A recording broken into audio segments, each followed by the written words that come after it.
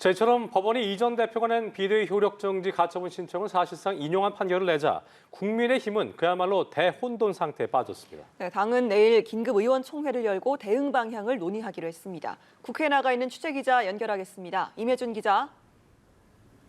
네, 법원이 사실상 이준석 전 대표가 낸 비대위 효력정지 가처분 신청을 받아들인 결정을 내자 국민의힘은 당혹감을 감추지 못했습니다. 이 법원은 일단 당이 비상 상황이 아니었음에도 불구하고 비상 상황으로 규정한 것부터 문제가 있다고 지적했는데요.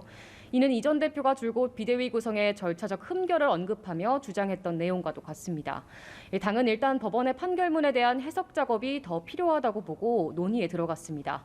이번 법원 판결로 비대위 체제 자체가 붕괴되는지 비대위 체제는 유지되나 비대위원장 직무 정지로 직무대행의 권한이 새로 발생하는지 등 여전히 해석이 갈리는 상황입니다. 권성동 원내대표는 주말인 내일 오후 4시 이 문제를 논의하기 위한 긴급 의원총회를 소집했습니다. 송원석 원내수석 부대표는 의원총회에서 당 법률 자문단의 의견을 듣고 의원들 총의를 모아 대응책을 종합 강구해 나가겠다고 했습니다. 자, 이런 가운데 직무정지 판단을 받은 주호영 비대위원장, 법원 판단에 대해서 사실상 불복 의사를 밝혔다고요. 네, 그렇습니다. 주호영 위원장, 국민의힘이 비상 상황이 아니라는 법원의 가처분 결정을 납득할 수 없다고 밝혔습니다. 이어 정당의 내부 결정을 사법부가 부정하고 규정하는 것은 정당 자치라는 헌법 정신을 훼손하는 것이라고 지적했는데요. 당의 비상 상황에 대한 판단은 정당이 자체적으로 판단하는 것이 옳다며 판결 불복 의사를 표했습니다.